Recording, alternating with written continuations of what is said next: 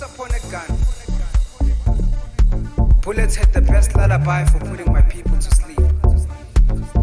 And just like goodbye hugs, all it took was to squeeze the trigger. But ironically, the big bang that followed was not of creation, but in short, a bed 6 feet deep where one could rest in peace.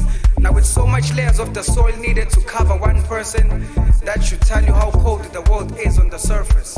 So we trade off purpose for monetary blankets to comfort our chicken skin. But I'm not afraid of the world, I'm just afraid of getting used to the sound of my mother's fears.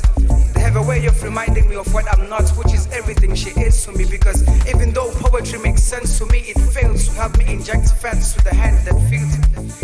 Ignorant me is now hating the facts that I comprehend. Why my brothers had to stretch their arms with no intentions of harm, but to save their moms, perhaps pull the pieces of what's left from their broken homes. And with each piece, brothers pave a bloody path for young sisters not to even bump into a stripper's pole.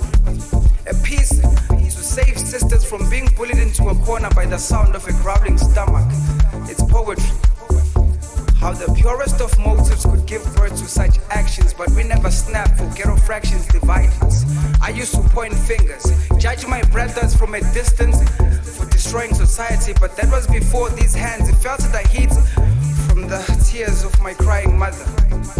And that was when I realized that the worst shoulder to cry on is the one that's carrying a school bag, because it might just drop the bag if the bag has nothing to provide for today.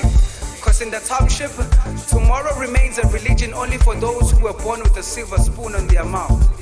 And I'm sure that life would be a fun competition if there were no deadlines on when I should become a breadwinner.